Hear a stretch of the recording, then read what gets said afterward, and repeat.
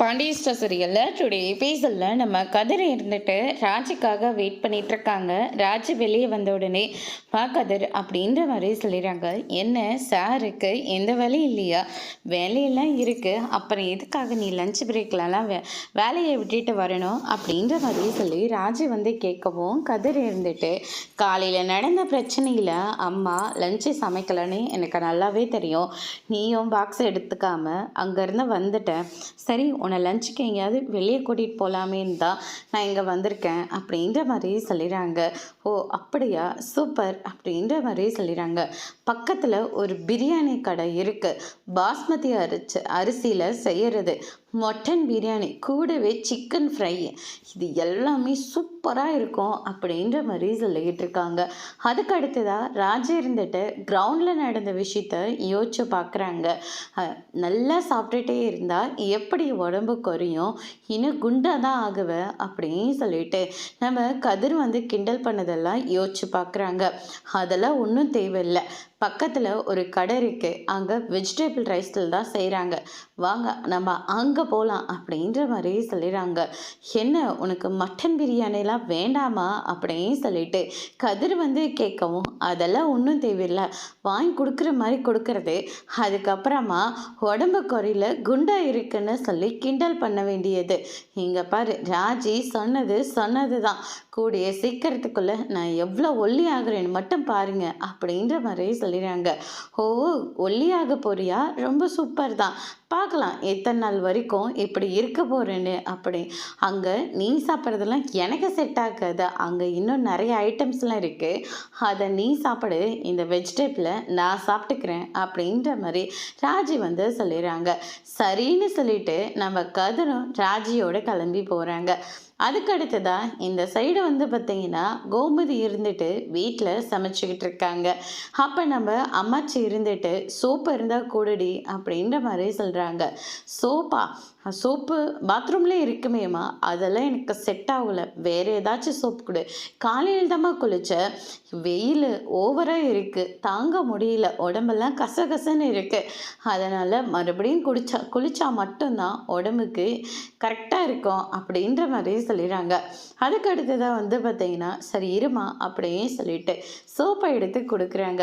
ஐயய்ய இந்த சோப்பெல்லாம் எனக்கு வேண்டாமா, உடம்பெல்லாம் ஒத்துக்காது, இந்த சோப்பை தாம்மா வந்ததுலேருந்து குளிச்சிட்ருக்கேன், அப்போல்லாம் நல்லா தானே இருந்துச்சு ஆனால் இப்போ செட் ஆகலை, வேண்டாம் அப்படின்ற மாதிரி சொல்லிடுறாங்க. அதுக்கடுத்து தான் நம்ம அரசி இருந்துட்டு நீங்களும் உங்கள் பேரனும் மனசில் என்னத்தை நினச்சிக்கிட்டு இருக்கீங்க, இவங்களுக்கு சுகர் மாத்திரை தெரிஞ்சு காலியாகுனா அவங்க இழந்து கொடுப்பாங்களாம், சோப்பு ஒத்துக்கலைன்னா சோப்பு எடுத்துகிட்டு வந்து கொடுக்குறாங்களாம், இதே சோப்பு தானே வீட்டில் எல்லோரும் யூஸ் பண்ணிக்கிட்டு இருக்கோம், இப்போ உங்களுக்கு மட்டும் ஒத்துக்காமல் போயிடுச்சா, இதே சோப்பை தான் உங்கள் பேரனும் வாங்கி கொடுத்துருக்காரு அப்படின்னு சொல்லிட்டு சோப்பை எடுத்து கொடுத்துட்ருக்காங்க. அதுக்கடுத்து தான் அம்மாச்சி இருந்துட்டு பேரன் என் மேலே அவ்வளோ பாசமாக இருக்கான், என் மேலேயே இவ்வளோ பாசமாக இருக்கானே, இன்னும் கட்டிக்கு போகிற மேலே எவ்வளோ பாசமாக இருக்கான்னு நீயும் புராணம் பாரு ஆரம்பிச்சிருப்பேன். இங்கே பாரு அம்மாச்சி, நீங்கள் 2 பேரும் கேம் விளையாடிட்டுருக்கீங்க, நடுவில் நான் மாட்டிக்கிட்டு வட்டி வாங்க போகிறது உறுதி ஆகிடும், என்ன பாருங்கள் அப்படின்ற மாதிரி சொல்கிறாங்க. என் பேத்தியெல்லாம் நான் அப்படி ஒன்றும் விட்டுற மாட்டேன் அப்படின்னு சொல்லிட்டு அம்மாச்சி ஒரு பக்கம் சொல்லிக்கிட்டு இருக்காங்க. அந்த நேரம் பார்த்து நம்ம கோமதி வரவும், இதே சொப்பை தானே நானும் கொடுத்தேன் அப்படின்ற மாதிரி சொல்கிறாங்க.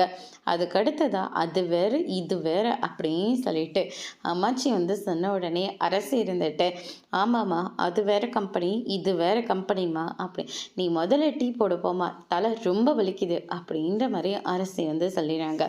அதுக்கடுத்ததான் நல்லா வேலை வாங்குறீங்க அப்படின்னு சொல்லிட்டு கோமதி புலம்பிகிட்டே போகிறாங்க.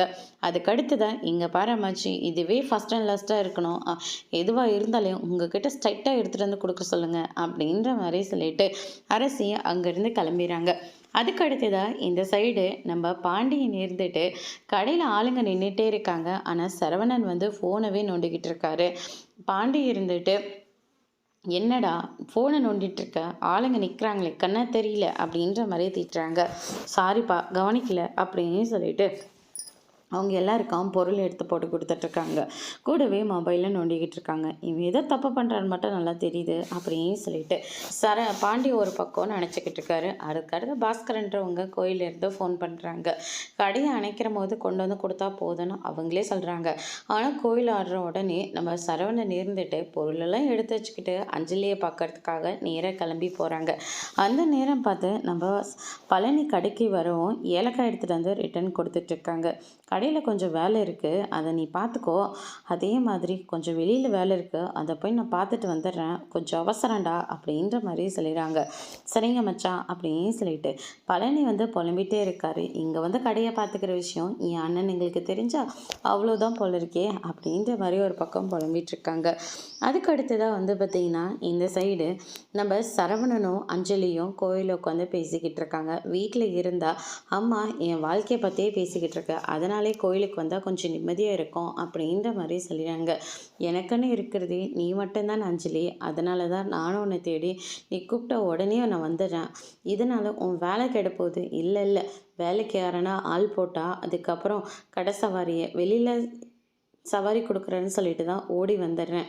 ஆனால் இப்போ கடையில் ஆள் போட்டால் அது கூட இல்லாமல் போயிடும், நான் பார்க்கவும் முடியாமல் போயிடும்.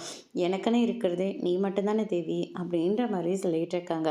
என் அம்மா, என் அப்பா, நீங்கள் 3 பேரும் மட்டும்தான் என்னை தேவின்னு சொல்லி கூப்பிடுறீங்க அப்படியே சொல்லிட்டு நம்ம அஞ்சலி வந்து சந்தோஷப்பட்டுட்ருக்காங்க. அதுக்கு அடுத்ததாக சரவணாஞ்சலியும் பேசிகிட்டு இருக்கிறத நம்ம பாண்டியன் பார்த்துறாரு. ரொம்பவே ஷாக் ஆகுறாங்க. அதுக்கு அடுத்ததாக கடையெல்லாம் அடிச்சுட்டு நடந்து போயிட்டுருக்காங்க. மயிலோட அப்பா ஏதோ பொண்ணை பார்த்ததா சொல்கிறாங்களே, யார் அந்த பொண்ணு அப்படின்னு சொல்லிட்டு கேட்ட உடனே சரவணன் வந்து பயங்கரமாக ஷாக் ஆகுறாங்க. அது மட்டும் இல்லை சரவணா, அடிக்கடிக்கு நீ கோயிலுக்கும் கிளம்பி போகிற, நீ அவ்வளோ பெரிய பக்தன்லாம் இல்லைன்னு எனக்கு நல்லாவே தெரியும். ஆனால் பாஸ்கர் அண்ணா ஃபோன் பண்ண உடனே நீ கிளம்பி போயிடுற. அது மட்டும் இல்லை, இன்னைக்கு உன் பின்னாடியே நான் கோயிலுக்கு வந்து பார்த்தேன். அப்போ தான் நீ அந்த பொண்ணு கூட பேசிகிட்டு இருந்ததை நான் பார்த்துக்கிட்டு இருந்தேன். நான் கவனிச்சிட்டேன் சரவணா, நீ உண்மையை மறைக்காமல் யாருன்னு மட்டும் சொல்லு அப்படின்ற மாதிரி சொல்லிடுறாங்க. சரவணன் இதை கேட்டு ரொம்பவே ஷாக் ஆகுறாங்க. அதோட பிரம்ம முடிச்சிருக்காங்க.